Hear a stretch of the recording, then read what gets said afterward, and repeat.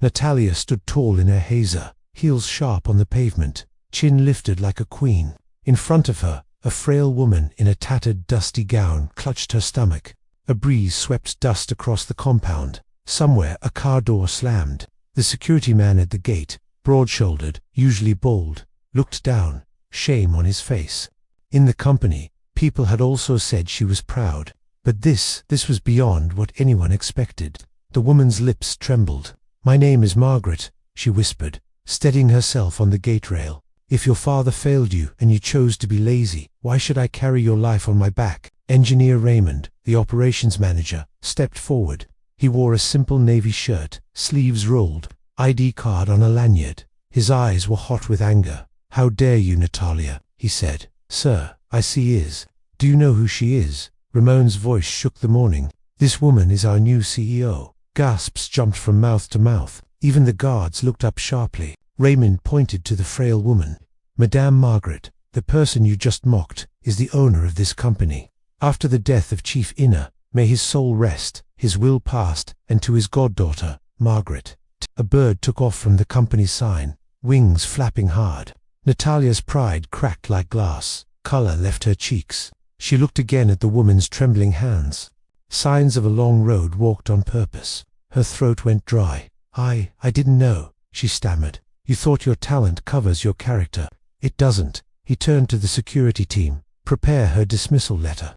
I don't care if she is the best engineer in Lagos. We will not keep poison at our gate." The crowd buzzed. Some staff stepped back as if Natalia carried fire. She dropped to her knees on the rough concrete, not minding the dirt or the eyes watching. She crawled forward and caught the edge of the woman's tattered gown. "I'm sorry," she cried. Please forgive me." Her words spilled fast, broken by breath. "My mother is sick," heavy and bright. The gate camera's red light blinked. A car engine hummed at the curb. A distant siren wailed and faded. Raymond's voice softened, but only a little. "Madam, say the word. We are ready." Margaret did not speak yet. She looked past Natalia to the people gathered. The cleaners in blue.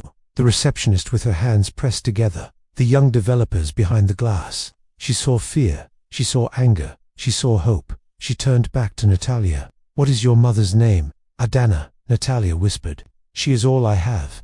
Natalia took it with both hands and pressed it to her cheeks. The cloth smelled clean like soap and rain. Margaret faced the crowd. Her voice carried calm and strong.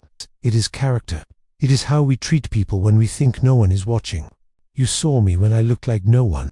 Raymond cleared his throat. A black Bentley rolled into the compound, sleek as a panther. 2 SUVs followed. The company logo reflected in their doors as they stopped by the steps. Drivers stepped out. Doors opened with soft clicks. The convoy confirmed what Raymond had said. This beggar held power. Margaret looked at the cars, then at the crowd, then at Natalia. "Hold the letter." A ripple of shock moved through the staff. "I will talk to those who know Natalia's work and her heart. This company will stand for excellence, but it will also stand for truth." Margaret turned to leave, then paused. She faced Natalia one last time. "Wash your hands and do your work. Let your work speak louder than today's shame." Natalia nodded, crying quietly. "Thank you, Ma." Margaret took 2 steps toward the Bentley, then stopped as if a thought had struck her from deep in the past. Her eyes narrowed, studying Natalia's face, the curve of her brow, the way fear and love battled behind her eyes. The crowd watched, confused. "Your mother's name," Margaret said again, slower now. "You said Adana." "Yes, Ma," Natalia said, voice barely a breath. Margaret's fingers tightened around the edge of her gown. Something old and sharp crossed her face. Shock, sorrow, recognition, then vanished. She slipped into the back seat of the Bentley. The door closed with a soft thud. Engines growled. The convoy rolled forward, sunlight sliding over the windshields. Natalia stood alone in the middle of the compound, the white handkerchief still warm in her hand, her heart racing. From the front passenger seat, Margaret leaned forward and spoke to her driver. The driver nodded, turned the wheel, and the car swung toward the gate. Raymond exhaled and faced the staff, back to work. The Bentley reached the exit line and slowed. For a heartbeat, it did not move. The brake light glowed red like an ember. Then, through the tinted glass, a shadow leaned back, as if making a decision that could change more than one life. The car indicator clicked. Left, right, left again. The convoy didn't leave. It turned back into the compound toward the front steps and rolled to a stop. The back door opened. Madame Margaret stepped out, eyes fixed on Natalia, voice steady but strange with feeling. "Natalia, what is your mother's surname?" The compound fell into a strange, heavy silence. Everyone who had been moving toward the building stopped where they were. The black Bentley door remained open and Madame Margaret stood in the morning light. Her eyes locked on Natalia. "Your mother's surname," she repeated, her voice lower this time, almost trembling. Natalia swallowed hard, her lips were dry. "Adena Akoi Ma." The moment the name left her mouth, Margaret's breath caught, her shoulders stiffened, her fingers tightened on the edge of her gown, and for the first time since she had arrived, disguised as a beggar, her calm broke, her eyes filled as if memory had just risen, like a ghost she wasn't ready to face. The staff exchanged confused glances. What was going on? Why did their new CEO suddenly look so shaken by the mention of Natalia's mother's name? Natalia, kneeling still with the white handkerchief in her hand, dared to look up. Do you know her?" Margaret didn't answer immediately. She turned away from the staring eyes of the crowd and gestured to Raymond. "Clear the compound now." Raymond blinked. "Madam, you heard me," she said, her voice suddenly sharp, commanding. "Everyone back inside." Security closed the gates. The staff scattered quickly, whispering, their shoes clicking against the tiled walkway as they hurried into the lobby. The wide company yard that had been buzzing seconds ago went still. Only Natalia, Raymond, and 2 security guards remained near the Bentley. Margaret walked closer to Natalia, each step heavy with something that felt larger than anger or pity. She stopped only a few feet away, her eyes wet, her lips pressed tight. "Adona Okoi," she said again, slower, as if tasting the name after years. "Tell me, is she your mother?" "Yes, Ma." Natalia's voice broke, her heart racing at the strange tension. "She is my everything. She's sick and But Margaret wasn't listening anymore. Her face softened with recognition, then cracked with pain. "Adana," she whispered almost to herself. "My Adana, my roommate, my sister in those university days." Natalia froze. Her hand clutched the handkerchief tighter. You know my mother." Ramon's brows knitted, stunned by the revelation. Margaret turned her face slightly, her gaze far away, as if she had been pulled back to decades. "We shared one small hostile room in Inns. We ate from the same plate when our money ran out. We swore we would stand by each other no matter what. Then one day, she disappeared from my life. And now," she looked at Natalia again, her tears rolling at last. "Now, you tell me she is your mother." Natalia's chest tightened. She couldn't believe what she was hearing. Her arrogant act from earlier felt even more bitter. She had insulted the very woman who once called her mother. "Sister Ma, please," she whispered. "If you knew her, please don't let me lose her." Margaret closed her eyes for a long moment. When she opened them, resolve burned behind the tears. She turned to Raymond, cancelled the dismissal letter. "She is not to be touched. It soaks too." Raymond's mouth parted in protest, but one look from Margaret shut him down. "Yes, madam." Margaret faced Natalia again. "Your arrogance nearly destroyed you. But today, God chose to reveal something bigger. You were forgiven, not because of excuses, but because of the blood that ties me to your mother through years of friendship." Natalia dropped her head, sobbing quietly. Gratitude and shame tangled together. Margaret stepped back and gestured to her convoy. "We're done here for today." The cars revved softly. She climbed into the Bentley once more, but this time her expression wasn't simply dignified. It was heavy with determination. Before the door shut, she looked at Natalia again. "1 week," she said firmly. "1 week, Natalia, expect me." Then the door closed, and the convoy glided out of the compound, leaving dust curling in the air. Natalia walked inside the building with her face lowered, the weight of every eye following her. Inside the open plan office, whispers rose like waves. "Did you hear? She knows her mother. This Natalia, she was finished today, but somehow she's still standing. God saved her."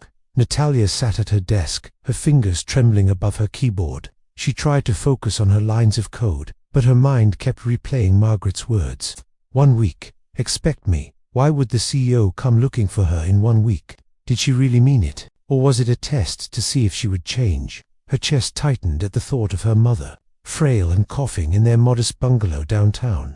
She pictured her trying to stand, smelling of antiseptic. Nurses in neat uniforms hurried past while the security detail opened a path, then motioned Natalia to step outside. In the corridor, her voice was low, but firm. A board member just informed me. Some of my top employees are plotting to sell confidential projects to a foreign competitor. They used my disguise yesterday as an excuse, claiming I have become too sentimental to lead, and it is happening inside my own walls. I trusted them. Now, they want me out. Natalia trembled.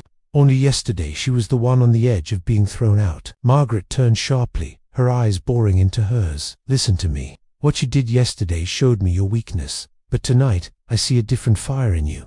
The fire your mother carried when we were young will become my eyes and ears inside the office. You will report everything you see and hear. If you succeed, you won't just keep your job, you will rise. Natalia froze, torn between fear and excitement. This is no longer about pride. This is survival for you, your mother, and this company. Natalia lowered her eyes. Her chest burned with a strange mix of shame, fear, and determination. Yes, Ma, I will do it. Margaret studied her closely, then nodded. Tomorrow, you will return to work as if nothing happened. You will act humble, listen carefully, and feed me the truth. Do you understand? Yes, Ma. The next morning Natalia dressed in her plainest shirt and skirt. No makeup, no flashy heels. After insulting Madam, she should have been gone, but Natalia ignored them. She typed quietly, coded without complaints. At lunch, she noticed 3 senior staff members whispering in the corner of the cafeteria. Andrew, the branch manager, Mrs. Catherine, head of operations, and a young man named Felix. They spoke in low tones, but Natalia caught fragments. Foreign investor ready. When they left, Natalia hurried to the restroom, pulled out her phone, and typed a quick message to Margaret, Andrew, Catherine, and Felix plotting. I will handle the board myself. Natalia exhaled in relief, but deep inside she knew.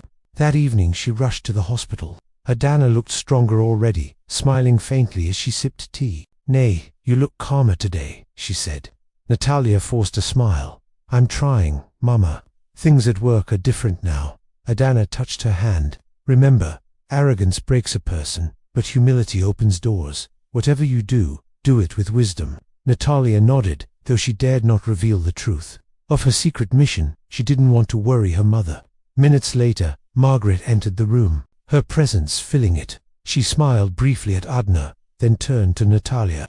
Walk with me. They stepped into the hospital garden. Margaret's phone was in her hand, her tone urgent. Your report was accurate. I have confirmed it. Andrew and the others are indeed pushing for a board vote to replace me with a puppet CEO. They have already met the foreign investor twice. If they succeed, thousands of jobs will be lost, including yours. Natalia shivered. What can we do?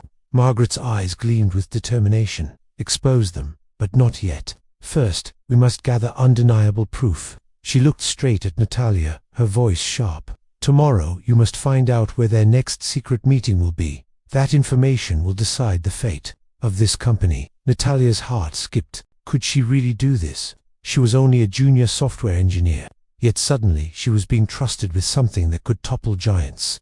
I will try, Ma, she whispered. No, Margaret corrected firmly. You will not try. You will succeed. The weight of the words sank into Natalia's bones.